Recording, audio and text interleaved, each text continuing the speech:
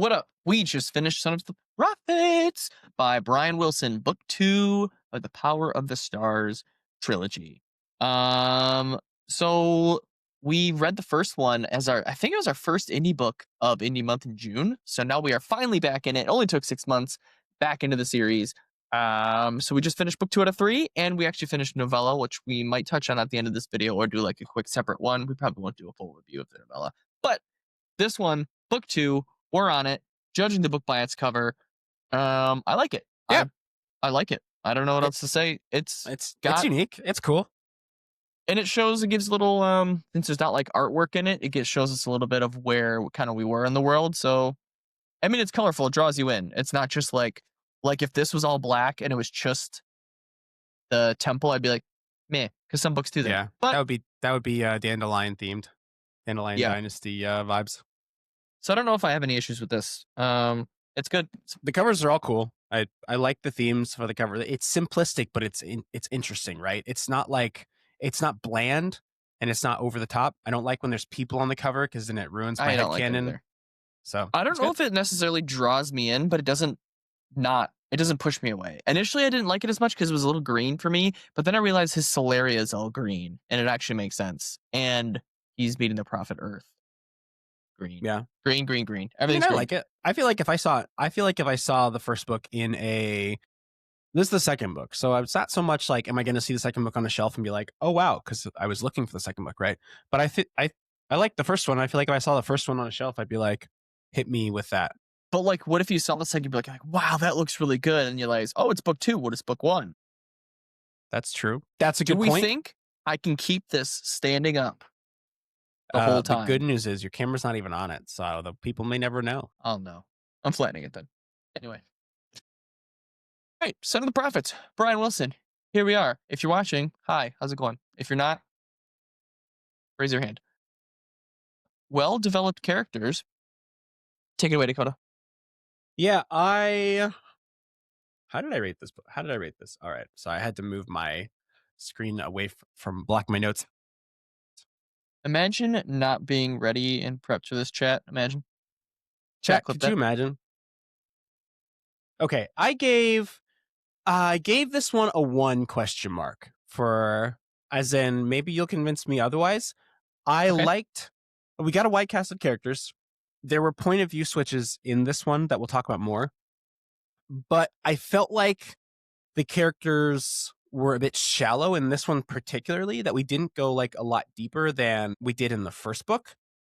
But we went deeper in the first book, and there were enough like special character moments that for the size of this one, I don't know that I needed there to be any additional special character moments, if that makes sense.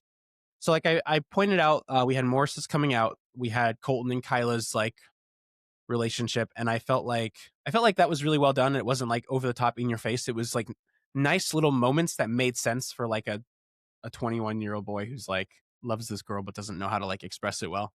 Colt's brother.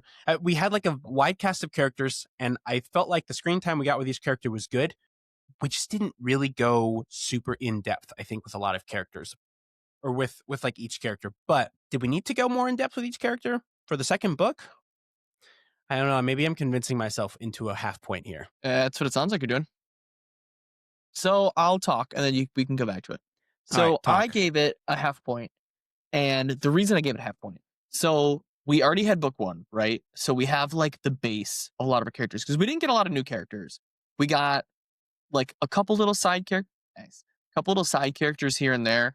But we did get like Bing Tang, we got Cloud, we got the mercenaries that are the Marines or Navy, I think, that were helping hired mercs essentially that were on Colt's side. And we got like the commander and everything like that from there. But everybody else was kind of somebody we already had. I guess there was like the enemy general girl. So it's the J, I think. I can't remember her name. Anyway, we already had the base info for those characters. I feel like we didn't get a lot of new things on old characters. We did get more on Morris and Ace from the multiple POVs, which I liked that aspect. I liked the multiple POVs that we got in this book. I think that helped be able to give more insight, and we could see different things that were happening at different times. I thought it was well done.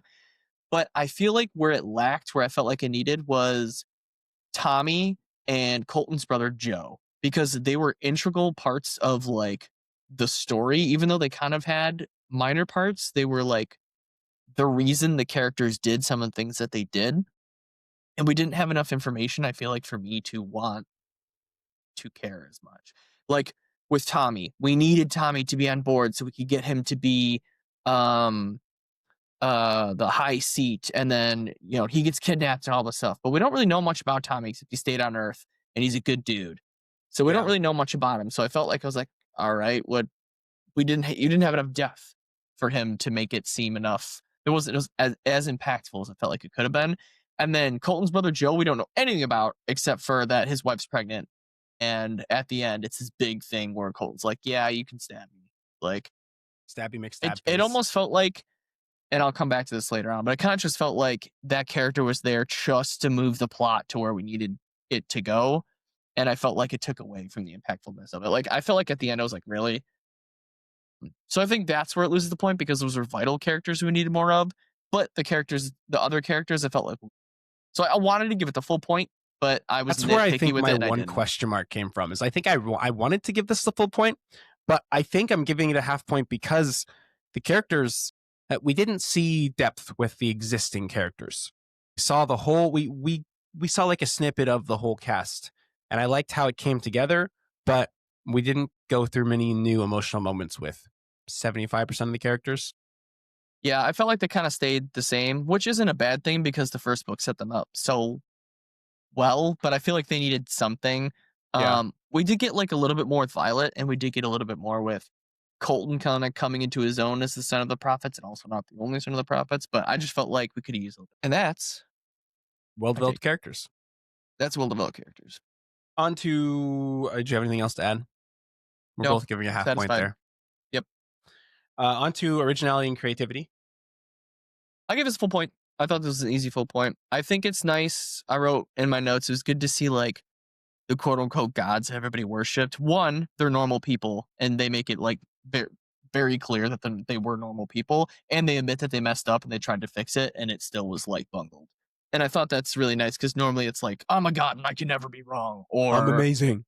yeah, I'm just whatever. So I felt like it was nice to like humanize even people that you worship type thing was like a very big thing. Um, and I thought that was nice. Me And too. that's everything else Yeah, with the story was the unique. whole setting So. and the whole setting and world, and everything just feels unique. The whole story direction, this Mhm. whole like idea of superpowers all over the world, other than all over the universe, other than on Earth, and then these two people who are the only ones that can use it on Earth. The whole None of it feels like recycled to me. It all feels unique. Well, and the, like, overarching, like, plot that's kinda working in the background too with the 2 baddie devils, I can't remember what they're called. The twins, the Um, concealers. Concealers, yeah. Like, the whole thing that Earth was like, "Yeah, by the way, everybody wants to reach enlightenment so we can all move on. We're all recycled souls trying to Yeah, reach that was enlightenment." And cool. they don't want it, and it's like, "Wait, wait a minute, why don't they want it?" And then it was like, "Hey, you'll find out," type thing. I was like, "Okay." I got hooked. I was hooked. Hooked. Want more. So Yeah, yeah, full point for me. same here. Full point. Engaging storyline. Yeah, How we feeling? easy point. Easy point here. I loved how broad sweeping it was. It kept me hooked the whole time. I did not see the two sons coming, which, like, looking back, it makes sense, but I didn't see that coming. The way that we saw, like, Colton find out at the end of book 1 that he was the son of the prophets, and then he goes on this quest to meet the prophet Earth, I did not foresee it being, psych, it's both of you. Did not see that coming. It was good. It was good. I gave it a full point. I was engaged and I interested throughout. also gave it a full point. I will say I feel like I did see it coming, but not like Maybe you're the better than way it me. was done. I thought I was like, okay, there's gonna be some sort of like they're both it and they have to like figure it out type thing. I didn't realize it was gonna be because like the gods messed up. I'm like, oh, I'm gonna correct this somehow type thing. I thought it was going to be the But opposite, is actually. of what? I thought it was going to be neither of them was actually it, and that it really just took like a sufficiently strong enough wielder or like an emotional wielder, or someone to like That would have figure been out unique how to too. like game the system was what I was thinking was going to happen. That would have been unique as well. But I gave it the full point. I feel like it picks right back up from book 1. but it also because we hadn't read it in 6 months, but I feel like it did enough of a job to like give us key information without it feel like we had like a whole couple chapters of recap too, so I didn't feel lost. Yeah, same. Um, but I felt it's all I really enjoyed all of it. All right, Clear, engaging, and insightful. compelling. From there, the story end and wrap up. I gave this a half point. I was all on board. It's the whole book, and I was very satisfied up until Brother Joe shows up and stabs Colton. Like that was the whole book I felt like was so good up until that point. And then I think I'm just like being extra against this part, but I feel like we didn't get any like there were snippets about Joe to like feed us like, okay, this person's gonna be important. But we didn't know anything about this person. And he just comes up and Colton's like, you know what? I know you're my family and the whole universe is relying on me, but I'm gonna stop what I'm doing for my niece or my brother's wife that's being poisoned. Like I get it. Like I get for him that was a big situation, but me as the reader, I'm like, why do I care? Like the whole universe is looking for you or it's like you to be their leader. And this person that got no screen time at all of a sudden shows up. You're like, all right, you know what? Yeah, stab me. And then it like fucks everything else up. Yeah. It felt very jarring to me and I did not like it. And I understood why it happened. And I feel like it got everyone to where they needed to be. But I didn't enjoy that. And that could again just be a me thing. Yeah, I'm not sure how I'm rating this one yet. So I'm gonna need you to work a little harder to convince me either way. No, I I want to convince you either way. Because I I liked liked the book and everything wrapped up until that point, and I felt like we just like story ended, and oh yeah, we added a little bit, and it fucks everything up. and yeah, I think I just need to verbally process my feelings Do it, and then decide how verbalize I'm rating it. for the So people. I liked the cliffhanger, and there were a couple things that redeemed I have 3 points. One, the prophecy very clearly told Colton that this was going to happen and that he was going to have to like something was going to draw him to I think it's called Uldir, the planet, and that like this whole situation with his brother was foreseen by the prophets. So the prophets told him that it was going to happen via prophecy. I think maybe that needed to be made a little more clear. Maybe that was what was lacking, like the clear connection. Like that whole situation was prophesized, so that's like why he felt like he had to do it. Have all the same complaints of that you do, that like it kind of came out of nowhere. My biggest complaint is actually that it was really plot convenience. Like really, it felt really convenient to the plot to get everybody where they needed to be. I think that was the hardest part for me. That it was like this I is can see that. happening specifically because Colton needs to go to the other planet for his quest as the son of the prophets and to further his like where he needs to be as the son of the prophets. So is it plot convenience if he writes a prophecy into the story where that's what's supposed to happen? Is it still plot convenience? But is the prophecy written that way so that way the plot convenience can be there type thing? Because I understood the prophecy, like when it happened, like I get it. But was the only reason Colt let his brother stab me because you know what? The prophet said I was going to be betrayed by somebody. This seems like it's fitting, so I don't know. Stab me. And it's probably going to be right. Yeah. Because he did process it in the moment, and he was like, this is the prophecy. I need to do this. And he was like, one, for my family. Two, it makes it very clear that like I need to do this. Whatever happens to me, a soul for a soul, a life for a life. Like he felt like he was very clear that the prophecy called him to do that. And it I does also make sense for his character too. So it's not like it was jarring for his character. I just felt like it was jarring for me as a reader. yeah, it I think my complaint is actually that it felt really quick. That it's like suddenly it's all over, boom, he's gone. That's what I said. It was like the end of the book, and then it's like, oh yeah, we got one more chapter to get the characters we need to be. By the way, stab, stab. See you in the next book. I was like, what the hell? What the hell? What the I like hell? the cliffhanger of it. I like that he's like trapped when the book ends, and I didn't hate that. he's like go down swinging or kneel, and he's like I'm gonna go down swinging, and I liked the cliffhanger of it. So Give it the full point. I'm giving it a It full sounds like point. that's what you're leaning towards. Do It's it. getting the full point. Like I said, I think my one complaint about it is it felt like it's tough because I see what he was doing as a storyteller. So I think I'm giving it the full point because I can maybe relate's the wrong word, but I feel like I understand his intentions as a writer with the ending. And for me, it's like, okay, this is a well like thought out situation, even though as a reader, it did feel a bit jarring and maybe like like plot conveniency and rushed. But I feel like I'm giving it the full point because on the flip side of it, I see like as a writer what his storytelling purpose was with the ending. Bada bing, bada boom, bada 1 point. I disagree with you. I just think it affected me more when I was reading it, so it bothered me more. That's why I give it that point. That's how I feel. You can't tell me how to feel. World building and setting. This was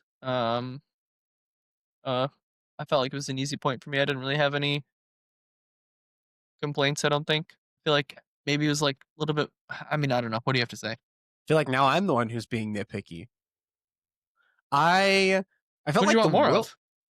I felt like the world building was really good. I felt like I don't know. Maybe it's a me issue. I felt like I needed a little Me. more questioning myself. See, I'm questioning let whether or me not let me tell you what I'm questioning and then I'll let you talk. I'm questioning whether or not I'm docking a point whether I should be docking a point for something I'm looking for like s- like like 10 out of 10 work on or if it's like docking a point if I should be docking a point only when I feel like it struggled because I don't feel like I the world building was great, half point easy. The setting, I felt like I could have used more, but I didn't have complaints about it. It wasn't like I was lost or couldn't keep track of where we were. Whereas like there have been other indie books we've read where they've switched locations and settings a lot, and I can't like keep track of where we are. I just feel like I could have used a little more like vivid descriptions of the settings, but maybe I'm just being nitpicky because, I like I feel like said, it's a difference between wanting more and needing more. If you understood where you were and what was happening and everything, then I feel like, in my opinion, it gets the point. Of course, there are situations like, oh, I wish we could have got more about that. That doesn't mean we necessarily needed it for the story. you're I right. mean, because it's like a Sanderson book or something like that. There's a reason it's almost 1,000 pages each, is because every rock is written down. But the setting's fantastic because you know everything that's going on. I don't think you need it in every story. What does rock have to do with this? I am a stick. Um, so I give it the full point because, like I said, there's nowhere I felt lost, even on like the new places that we were. I don't disagree that it would have been cool to get like a little bit more, Yeah, but I I'm don't know gonna what that would have been because I'm happy with what we got.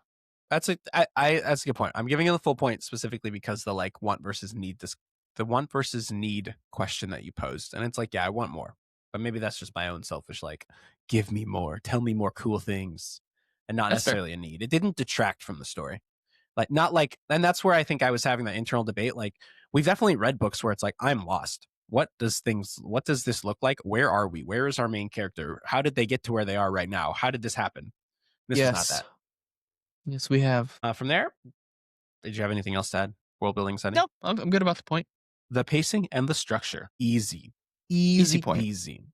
Yeah, Easy it was point. the whole thing was the pacing. It kept moving, but it wasn't like a crazy where it's like overwhelming and like we never stop and there's like a fight, a fight, a fight, a fight. Nope. It was a nice balance between like lore and like political moments and battles and tactical moments. It was, and I think that the POV switch, did I write this down somewhere else?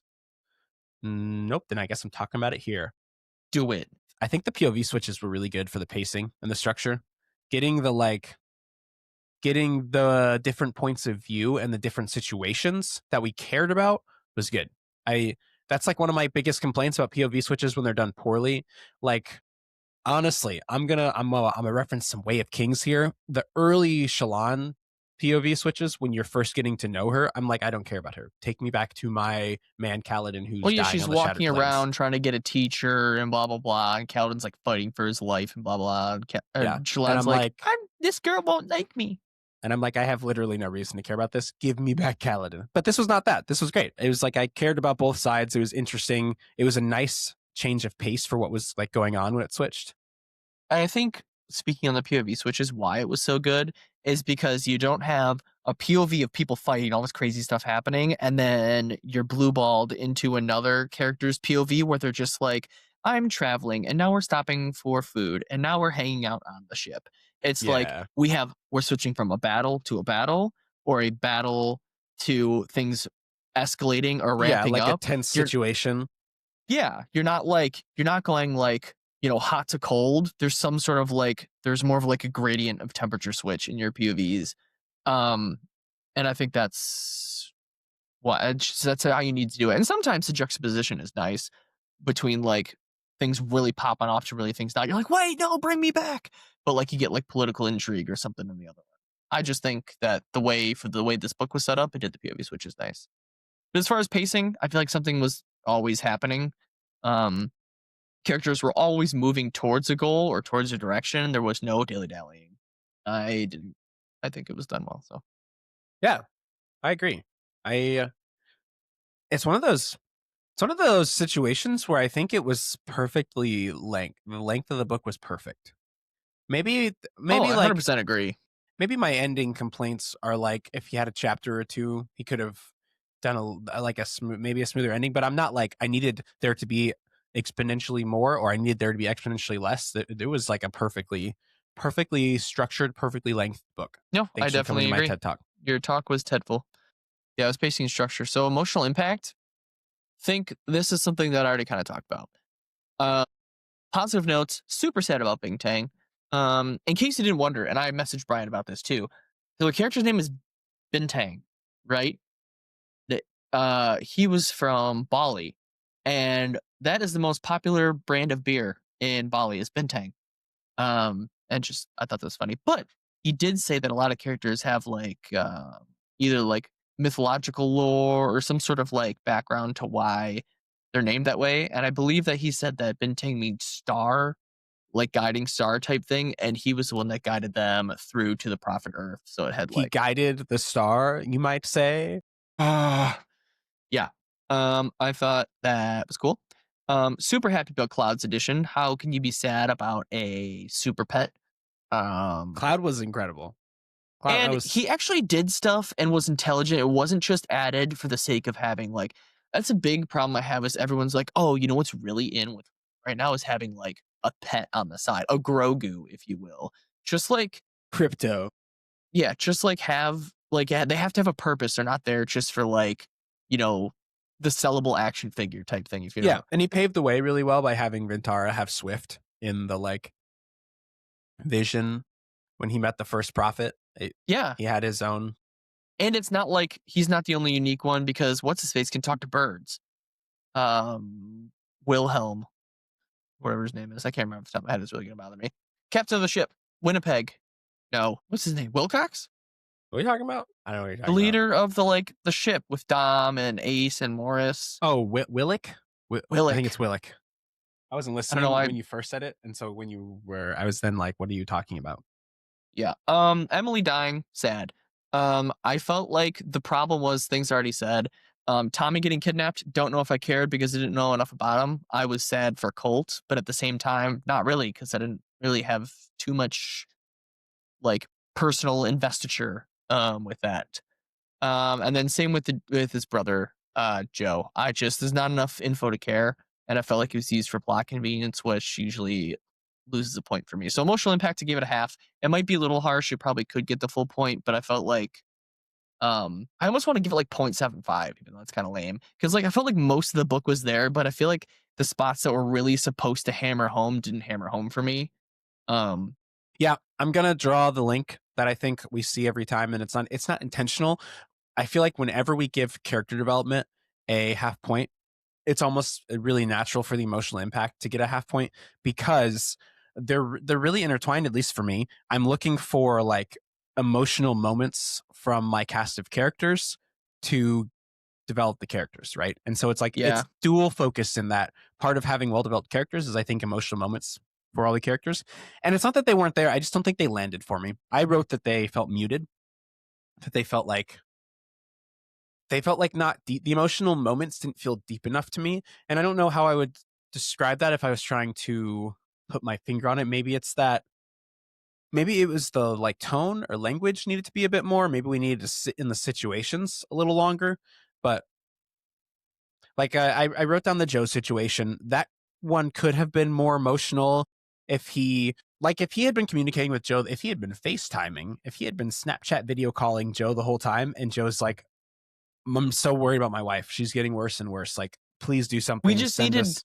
more to care about. instead Yeah. of, hey, this is your bro. Like, just because you say he's his brother, that Like okay. that's a moment I think that could have been a really big one.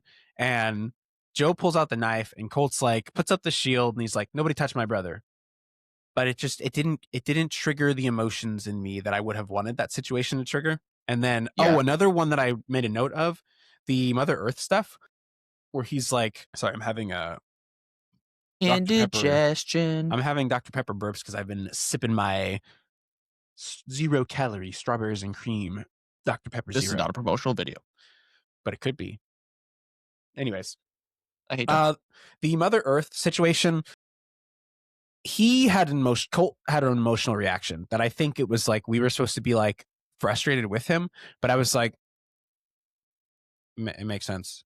Why are we mad right now? Why are you mad at Mother Earth? This is like, See, I understood from Colt's perspective, but I also felt like I personally was like, but what she's saying makes sense. yeah, But I don't yeah, think that was a. I don't think that was a. It wasn't like a writing fault or anything like that. I felt like that was more so we just they made the whole point was to humanize the prophets, right? And I think we just happened to agree yeah, and that with was six. the prophet.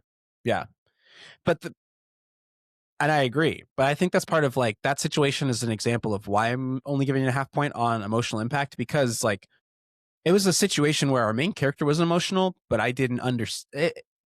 I don't think I understood his emotional. I don't think I understood how he No, was emotional about it. I see what you're saying because there's been times like with his whole thing with Joe, I can understand wanting to protect your family member.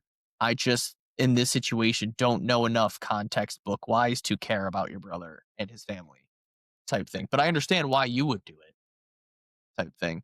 So we just have same points but different areas. Because I felt like the whole like battle um on like the pyramid thing was like pretty high emotion when it's like, all right, we gotta hold off and like the Marines are dying. Him and the commander are Yeah, like this is their last stand. But I thought that was an emotion. Like thing, like scene, I guess. But I still gave it that. same, same. Same. Writing style and prose, full point for me. This is actually a big one for me. I made an extra note here. I didn't write easy point. I made a lot of notes. I really like Bryan's prose. I think he's naturally a really gifted storyteller, and I think his He flow writes is really well. great, and I think his fight scenes are great, and his storytelling is very engaging. And if I can reference, I don't need a reference. I won't do it for once. I won't reference another book, but I'll just say like there are traditionally published authors who sell like loads of physical books, and they're not as good of storytellers as like Bryan and other indie authors that we've read. Like Bryan's prose is really good, and I really appreciate his storytelling. Thanks for my TED Talk. No, I don't disagree. And that's something that's like not that because I feel like we rate indie books and traditionally published books. In the beginning, we might have been like a little bit more like lenient towards indie books, but I feel like now we kind of rate them the same because they should be rated the same. I don't want to make like a separate, there's some things that we can forgive, but other things it's like, no, this wasn't good type thing. But I feel like Bryan does such a good job um, with that. And especially with, because we didn't have POV changes in book one. I think in book two, it was like a new thing to try or whatever. And I felt like it was done better than a lot of other examples in that. Like another, I felt like another like author like LK Winter, they had a great prose with Yeah, Engineer's Mechanic. Like that's another example of just I felt like they were on the same wavelength of just you had it on. So like my only note was fine because I didn't know what else to say besides it was good. I knew you would talk about it because it's big for you. yeah. Thank you. Happy to Hee hee. submit. It was good.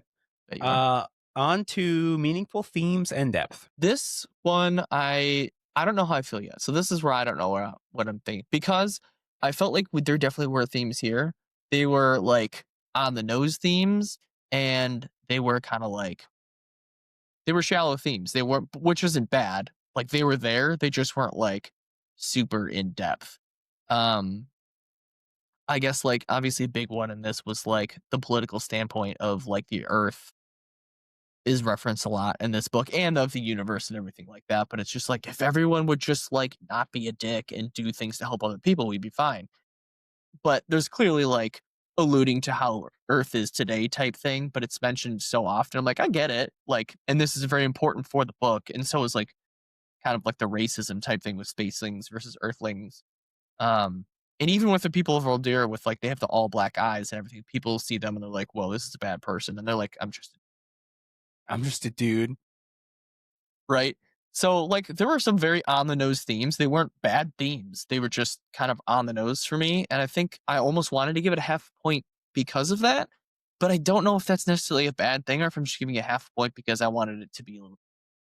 Yeah, I am noticing this really weird thing because I'm such a verbal processor that I will like take my notes and just make a rating and then we'll talk and I'll be like, that's not really how I feel about that. And so I think I That makes initially sense. gave this one a half point, but after us like talking about it more and thinking about it, I'm gonna give it a full point. And I think that like the biggest theme that I see in this that makes me give it a full point is um the like it's like the theme of humanity, if I think is the best way to describe it. Because initially, and it's like it's cool to watch this theme progress through all three books to give a bit of a spoiler, but it's cool to watch it progress in books 1 and 2, and we're already seeing it in the third book. That like the people who have Solara just assume that they're better people, and that they're better than Earth, and that they have like gotten through the petty squabbles that Earthlings have. And so that's a really cool theme that I think he's done a really good job of exploring. Because like in the first book, it's like we're better than you guys. We don't have these political disagreements. Our we're we care about all the people. And then you see a lot like over and over again in the second book that the throne like lets him down over and over again. There's traitors, there's like political squabbles, there's people vying for like their own success, which like throws out the window the whole idea that the people with Solara are better, which is another situation I think that made me side with Mother Earth when Colt was like talking to her, because he's like, "You caused Earth to have so many problems," and I'm like, "What are you talking about? Everywhere has They were these there already. problems. They're just hidden in the rest of the universe because they have this big flashy power." Anyways, I initially gave this one a half point, and I was like, "Themes? What themes?" But like through talking about it more, I think that we do have a really big theme of humanity and like human nature throughout the whole series that is very prevalent for me. So I'm giving it a point here. I think other than that, like there are a lot of like more shallow themes, but I do like the the theme, the humanity theme that he really like pulls on and explores. I don't think I disagree. I think I'll give it a full point as well. I because the themes are there, like you're saying, and they're done well. It's just I don't know. I have a hard time sometimes when they're too on the nose. Um, but I don't think that I don't know. I don't know. I just with what you're saying the overarching humanity theme. And it does affect the characters. It's not just this is the theme. It's like um forget his name again. I'm gonna call him Yeah, Wilhelm. and that's what I was Wilhelm thinking of. is like Is that he shattered his whole Willick? worldview. Willick. That's specifically what I was thinking of actually. Is because Colt's really like understanding that like Willick's worldview is being like broken over and over again, because he's like, we can trust the throne. They'll protect you. They'll protect your The family. They'll do government's out what's to best. help. And Colt's like, LOL. But I think it's also interesting that everyone's like praising the prophets, except for now that we're getting the prophets POV, and they're like, we literally messed up so bad we nuked the earth down to like 85% of the people, and y'all have to restart for millennia. So good luck with that. best of luck. Teehee. Anyway. Yeah, so I'll Yeah, give it the full point. it's really interesting. You've I have a convinced me. like I have a what's the word I'm looking for? I have a Boner. threshold. I have a threshold for themes that I need to be met. Like it can't be so subtle that I don't feel like it's explored, but it also can't be so on the nose that I feel like it's like a gimme. Like it needs to be it needs to take me, well, this almost sounds shallow. It needs to take me like a second to think about the theme and realize that it's there. I think And it's the like, whole two on the nose argument. Like, if yeah. you're shoving the theme in my face, I'm just going to be annoyed with your theme. Like, it has to be interwoven into the story and make sense. Your theme shouldn't be set apart from your story. They should be Yeah. intermingled. Like we have the found family like brotherhood theme that Colt has with his friends from Earth and that Willick has with his crew. Well, And even that's Ace and Morris find it with and it's not in your face. It's there, but it's like part of the story. So so anyways, I appreciated the themes. themes are appreciated. Reread ability and lasting impact. I'll give this one a half point. I gave this one I a whole point. Reread, yes, I'm excited for the rest of the story. I don't think this book specifically set much apart to give me lasting impact like book 1 did. And I don't think there's anything wrong with that or anything wrong with this book that made it like that, but they're just for me, it's just like it was book 2 of the series, and I'm excited for book 3. That's why I gave it that point. Or half. I don't know. I just think you're wrong. That's fine. I just maybe you just don't have a vivid enough mind's eye. Maybe you aren't really picturing Colt becoming a human tractor beam and yoinking a spaceship out of the air towards himself. Maybe you just aren't really picturing his tiger ripping people's throats out. That was cool. Maybe you just aren't really picturing a crumbling ziggurat in the middle of the jungle where there's a naval battle, a navy, marine, a land, and infantry battle happening, and they're retreating into the pyramid until Colt's like, bah! Honestly, that was my favorite part though, was that whole battle. Out of all of it, not the tractor beam, not anything else. I liked that whole like last man standing battle, but between average Joes, right? It was just Yeah. people doing what they can to protect their profit. Anyways, I gave it a 1 because Sure, do it. yes, I'm excited to You're a yes continue man. reading it to finish it off. But also, I mean, it's unique to me. Everything daisies. I enjoyed the world. I enjoyed the magic. I enjoy Solara. It's cool. I like all the different applications of it. It's a fairly versatile power. Honestly, every time I picture it, I'm picturing the Green Lantern power. He just points his ring and it just does whatever. I like when he popped someone's eye out with it. Cool. Melon ball scooper that shit right out. A unique, fun Ice application. cream scooper I was thinking melon ball with 'cause the it's more circle. little button on it. Yeah. Click. Anyways, so there we are. Yeah. So I gave it an 8. You gave it a 9. 8.5 RSQ score. Yeah, where did we disagree? We disagreed just right at the last second. Story end and rereadability. Full lasting impact. Yeah. So there we go. There we have it. RSQ 8.5. Yeah, I mean, I like feel it. I'd satisfied with recommend that it. score. Me too. You know, sometimes we rate it and we're like, I don't really know how we got here. Like, I feel like for either we've for better gotten or for worse. But I feel like we're tuning in, dialing down. in the last like 3 months, maybe 4 months. I say that many months because Dandelion Dynasty was like half of that. Oh my god. In the last like 3-4 months, I feel like we've It's a gotten good really book, good too. at properly vocalizing our feelings. The first few months of RSQ, I was like, the score feels too high. The score feels too Like low. this book because it ended. Yeah, It had the story end full point because the it book got ended. a point because Like, it ended. yeah, so I know. I think we're becoming more developed readers. So yeah, I think it's an easy recommendation. Especially as a book 2. I'm excited to get a book 3, which we're reading. Dark Element, book 3. Oh, we did read the novella in between, The Princess of Uldir. We're not gonna do a full rating on it. It was only like 70 pages, 75 pages. But it was entertaining. We get some background information that I'm sure is gonna come into play in book 3 here. Spin it on its side, show us how thin it is. Dang, she thin. But I feel like it's got a lot of information in it. It's Yeah, a it fun was little good. story. He did write, I think that it can be read as a standalone to like try and get you into the series type thing. I don't want to disagree with the author here, but I don't think if I were to read this, it would get me into I'd be a little bit confused. But having already read what I read, I really enjoyed the novella. But I think if I read it by Yeah. itself, I'd be like, this is weird, but okay.